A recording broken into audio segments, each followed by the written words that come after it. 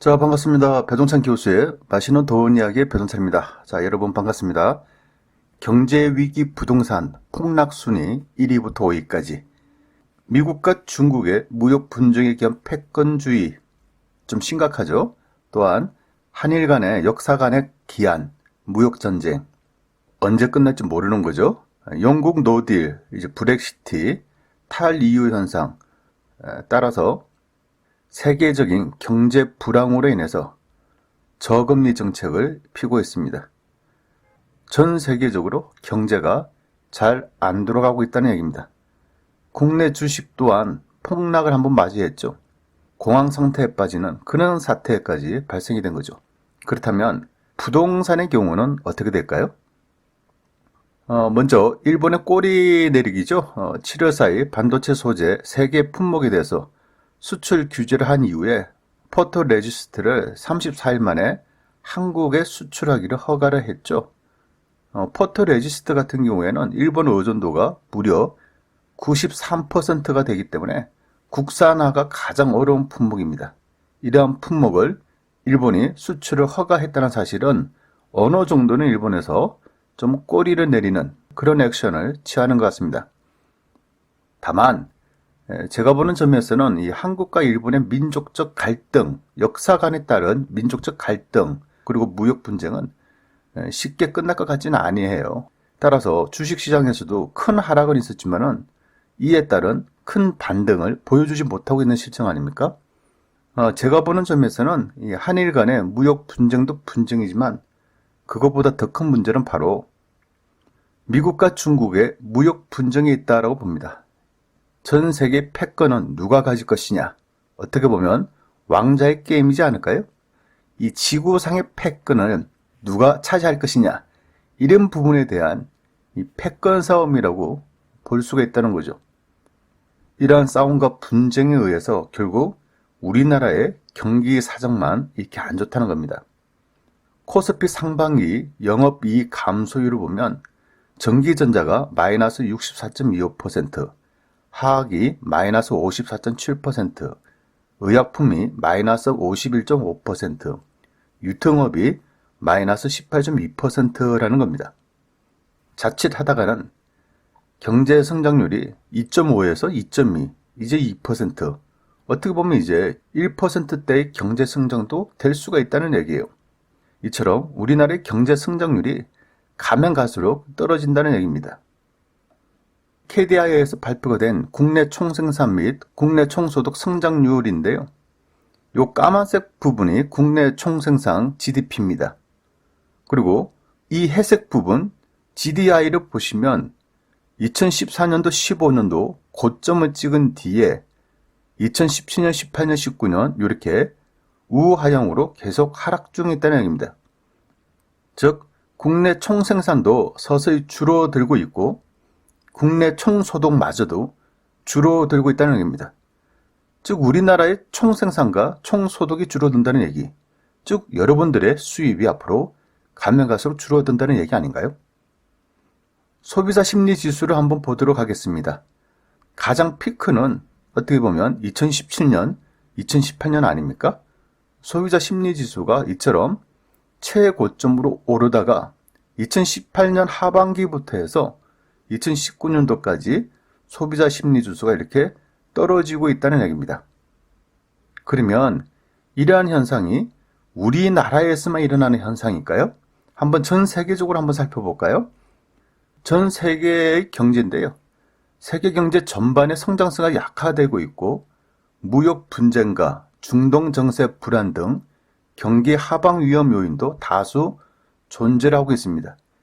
교역량의 감소 등 실물 경기 관련 주요 지표가 부진한 흐름을 보이고 있고요. 기업 심리와 경기 선행 지수도 가파른 하락세를 지속하고 있다는 얘기입니다.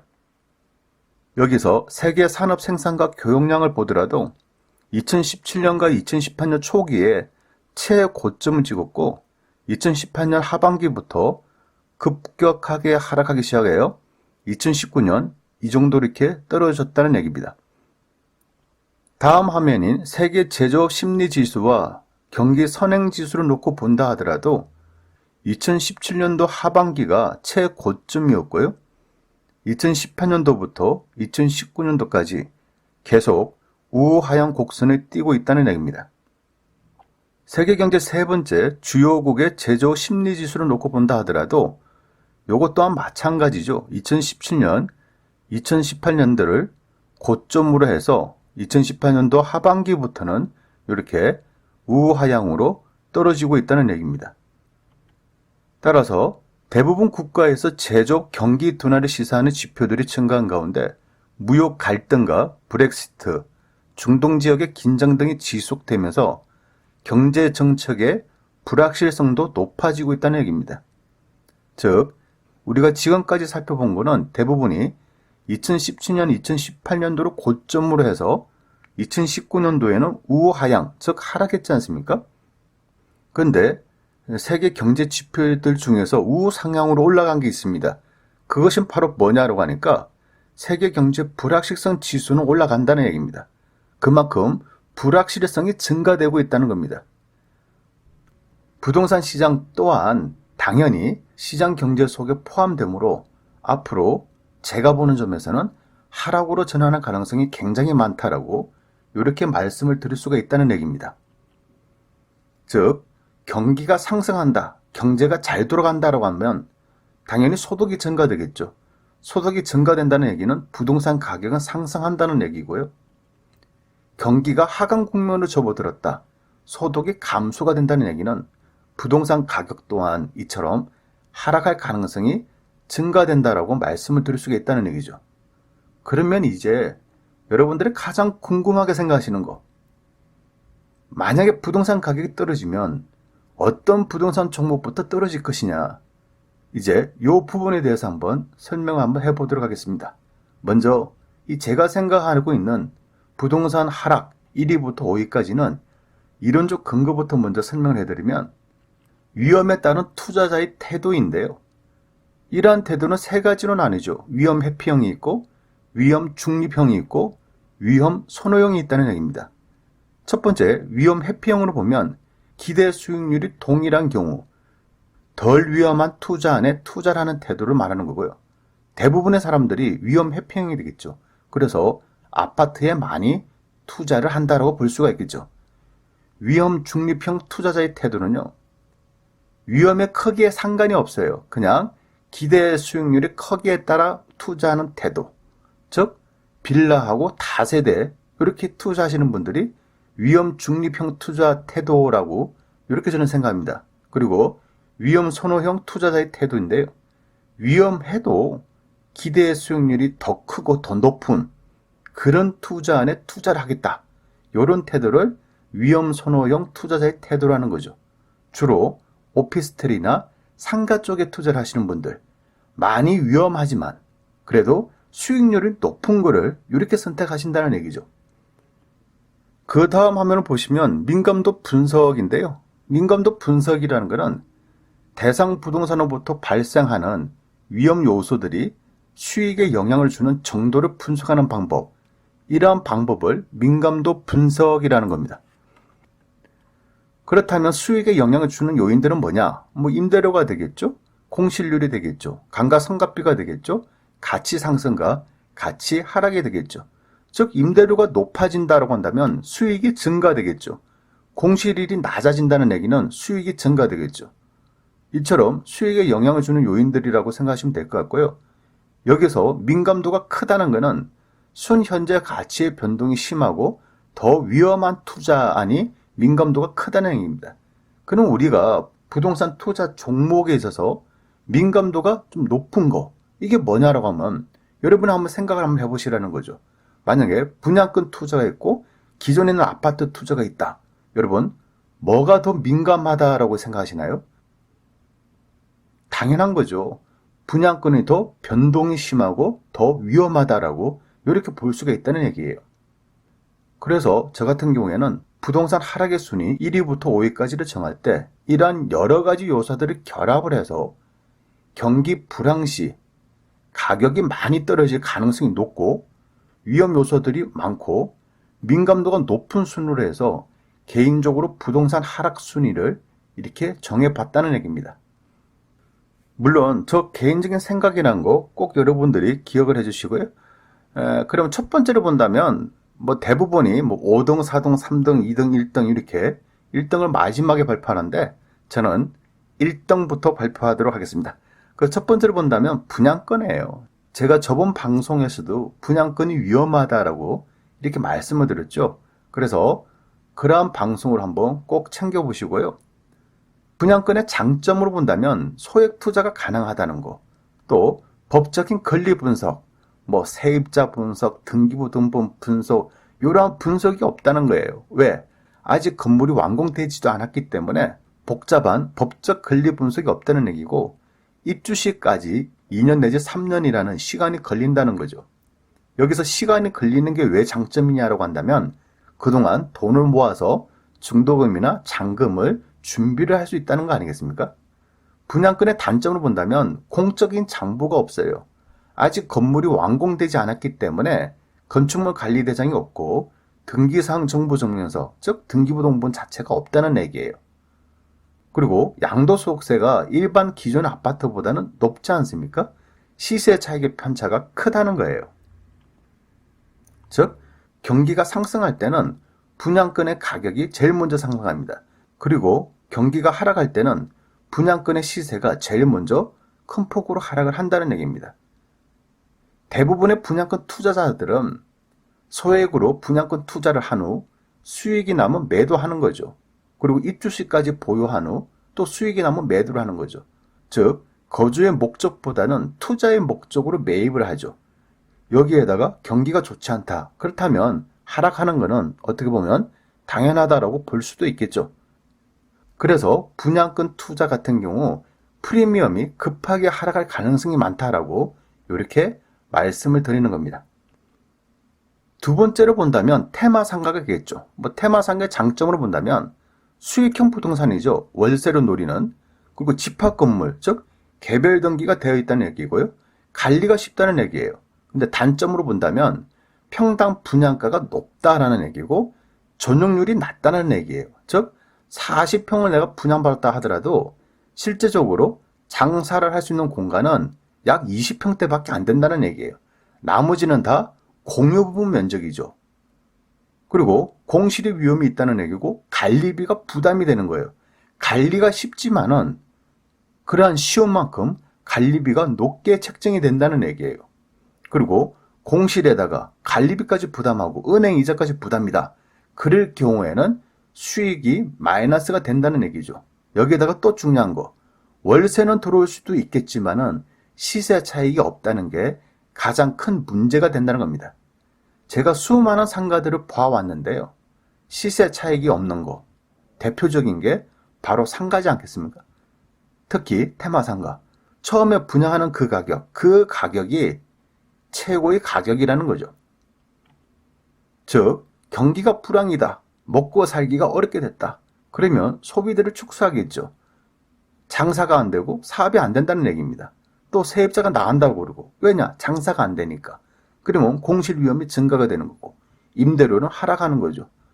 요즘 들어서 주변에 사업하시는 분들, 장사하시는 분들 보시면 이 상가 주인이, 집주인이 알아서 월세를 깎아준다는 얘기예요.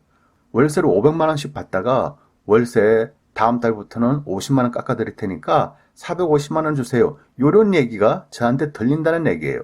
알아서 상가 주인들이 월세를 깎아주고 있다는 얘기입니다, 지금. 그러다 보니까 테마 상가가 2등이 된다는 얘기고요. 세 번째로 본다면 오피스텔, 도시형 생활주택이죠. 장점으로 보면 주거 또는 사업을 겸용할 수가 있다는 거죠. 그리고 소형 평수고 비교적 교통 입지, 그 동네에서는 교통 입지가 좋은 곳에 오피스텔이나 도시형 생활주택이 들어선다는 얘기예요. 그 동네에서요. 전국적으로 요런 교통 입지가 좋다라는 얘기가 아니라 각 지역에서 그나마 교통이 좋은 지역에 오피스텔, 도시형 생활주택이 들어선다라는 얘기고 이 또한 월세를 받는 수익형 부동산이라는 거죠. 그러면 오피스텔과 도시형 생활주택의 단점으로 본다면 평당 분양가가 높아도 너무 높다는 얘기예요. 그리고 전용률이 낮다. 앞서 말씀드렸죠? 분양받은 면적은 30평인데 실제 사용이 가능한 공간은 15평이다. 이렇게 낮은 거예요. 근데 관리비는 30평 비용에 대한 관리비를 납부하지 않습니까? 그리고 공실에 대한 위험이 있고 관리비가 부담이 된다는 얘기고 시세 차익을 노리기가 어렵다는 얘기예요. 경기가 불황이다. 먹고 살기가 어렵다. 소비를 축소한다. 장사나 사업이 안 된다. 세입자 나간다. 공실 위험, 임대료 하락. 요것 또한 마찬가지로 부동산 가치가 하락한다는 얘기예요. 그리고 여러분들이 또 눈여겨보셔야 될 거는 오피스텔이나 도시형 생활주택은 공급 가행 상태예요. 즉 수익률이 점차 떨어지고 있지 않습니까? 처음에는 7%대에서 시간이 지나면 지날수록 6%대, 이제는 5%대가 이제 오피스텔의 수익률이라는 얘기예요. 여기에다가 또 오피스텔 같은 경우에는 취득세가 또 비싸지 않습니까? 이런 부분을 여러분들이 염두에 두셔야 된다는 얘기고요. GTX A 노선, B 노선, C 노선 라인, 상기 신도시 예정지 이런 부분에 또 오피스텔이 엄청나게 들었을 겁니다. 그리고 여러분들에게 엄청나게 또 많이 홍보를 하겠죠. 이런 거 들어가셨다가는 위험하다는 얘기예요. 오로지 월세 수입이 목표라는 얘기예요. 그런데 월세가 안 들어오면 여러분이 관리비 납부하셔야 되고 은행이자 납부하셔야 된다는 얘기예요. 또 오피스텔, 도시형 생활주택의 특징, 시세 차익 노리기가 어렵다는 얘기예요. 그래서 경기가 안 좋다고 할 때 하락할 가능성이 높아진다는 얘기입니다. 그래서 3이라는 얘기죠. 네 번째로 본다면 빌라 연립 다세대 주택이 있죠. 장점으로 본다면 소액 투자가 가능하다. 갭 투자, 월세 수익 투자가 가능하다. 소형 평수다. 관리비가 없다는 얘기고 재개발 이슈도 있다는 얘기예요. 단 전국에 있는 모든 빌라 연립이 재개발 이슈는 있을 수 있지만은 전국에 있는 모든 빌라들이 재개발 이슈로 부동산이 상승한다. 이런 얘기는 아니지 않습니까? 재개발 이슈라는 거는 서울 쪽에 한해서 그래서 이슈가 있다. 그리고 수도권의 일부 지역에 한해서 재개발에 대한 이슈, 즉 가격 상승을 예상할 수 있지 나머지 지역에 대해서 재개발로 인해서 빌라의 가격이 오른다. 요거는 노려보기가 어렵다는 얘기입니다. 또한 재개발이라는 거는 해야지 재개발이다. 그렇지 않나요? 해야지 재개발이에요. 어떤 경우는 30년, 40년 동안 말만 재개발이지 지금도 실행하지 못하는 데가 한두 군데가 아니라는 얘기죠. 빌라 연립 다세대 주택의 단적으로 본다면 경기 불황 시 하락률이 크다는 얘기고 전세나 월세, 공실 위험이 있다는 얘기고 인테리어 비용, 기타 수리 비용을 여러분들이 책임지셔야 된다는 얘기입니다. 무엇보다도 중요한 거, 빌라 연립 다세대 주택 같은 경우에는 아파트의 대체재라는 거죠. 즉 아파트의 가격이 상승 시 빌라의 가격이 상승한다는 얘기예요. 근데 아파트 가격이 하락 시 빌라의 가격은 더 많이 하락한다는 얘기고 세입자들이 아파트로 이전할 가능성이 높아요. 왜 그러냐고 하면 아파트의 가격 하락은 아파트의 전세 가격 하락을 의미하는 거죠. 그러면 빌라 연립 다세대 주택에 살고 있는 사람들이 세입자들이 아파트로 이사할 가능성이 높아진다는 얘기예요. 그래서 경기가 불황이다라고 한다면 세입자 구하기가 그만큼 힘들어진다는 얘기입니다. 여기에다가 전세금도 하락한다는 얘기죠. 아파트의 전세금이 10%가 하락하면 빌라 같은 경우는 20%가 하락한다는 얘기예요. 그리고 아파트의 매매 금액이 10%가 하락하면 빌라 같은 경우에는 20%가 하락한다는 얘기예요. 그래서 잘못 투자를 한 경우 빌라 연립은 그냥 장기 보유가 된다는 얘기예요. 팔고 싶어도 안 팔려서 장기 보유라는 겁니다. 시세 차익은 없고 장기로 보유하고 이런 문제점이 있다는 겁니다. 마지막 5번째로 본다면 소형 아파트 밀집 단지라는 겁니다. 제가 그동안은 이 소형 아파트가 투자성이 좋다라고 말씀드렸죠. 그거는 부동산 가격이 상승할 때 전세 가격도 상승하고 부동산 가격도 상승할 때는 소형 아파트에 대해서 투자들이 많이 이루어졌죠. 그 왜 그러냐면 소형 아파트의 장점을 보면 알 수가 있습니다. 소형 아파트는 소액으로 투자가 가능하죠. 전세 끼고 투자하는 거, 전세 월세 회전이 좋아요. 월세 수입 및 시세 차익을 노릴 수도 있고 비교적 안전하다는 거예요. 소형 아파트니까. 그런데 단점으로 본다면 이제 서서히 이게 바뀌는 겁니다. 왜 그러냐면 부동산 가격이 상승할 때는 소형 아파트가 인기가 좋았어요. 하지만 부동산 경기가 하락할 때, 떨어질 때는 소형 아파트의 단점을 눈여겨보셔야 된다는 얘기예요. 그래서 단점 첫 번째로 본다면 매매 가격과 전세 가격의 갭이 차이가 크다는 겁니다. 전에는 3천만 원 가지고 투자를 했다라면 지금은 7천만 원, 8천만 원, 1억대 이상 요런 돈이 들어가야 된다는 얘기입니다. 예전만큼 몇천만 원 투자해가지고 아파트 잡았다. 요런 얘기가 가면 갈수록 줄어든다는 얘기예요. 그리고 소형 아파트 밀집 단지의 또 특징으로 본다면 매매 가격하고 전세 가격이 급 하락할 가능성도 높다는 얘기예요. 왜 그러냐라고 한다면 사람들이 이사를 가려고 한다는 얘기예요. 세 번째로 본다면 인테리어 비용, 기타 수리비가 들어갈 수 있다는 얘기고 세대수에 비해서 매물이 많이 증가가 돼요. 요게 소형 아파트의 문제라는 겁니다. 자세히 한번 살펴보면 아파트 가격 하락 시 대형 아파트보다 소형 아파트가 더 많이 하락을 한다는 얘기예요. 즉 경기 민감도로 따지면 대형 아파트는 좀 덜 민감하다고 한다면 소형 아파트가 더 민감하게 움직인다. 여기서 말하는 민감하게 움직인다는 얘기는 민감하게 가격이 반영된다는 얘기예요. 즉 직장 관련해서 또 사업 관련해서 장사 관련해서 먹고 살기가 힘들어, 어려워. 그럴 경우에는 뭐한다? 부동산은 판다는 얘기예요. 그리고 현재 전세 보증금에서 전세금을 낮춰서 다른 곳으로 이사갈 가능성이 높다는 얘기예요.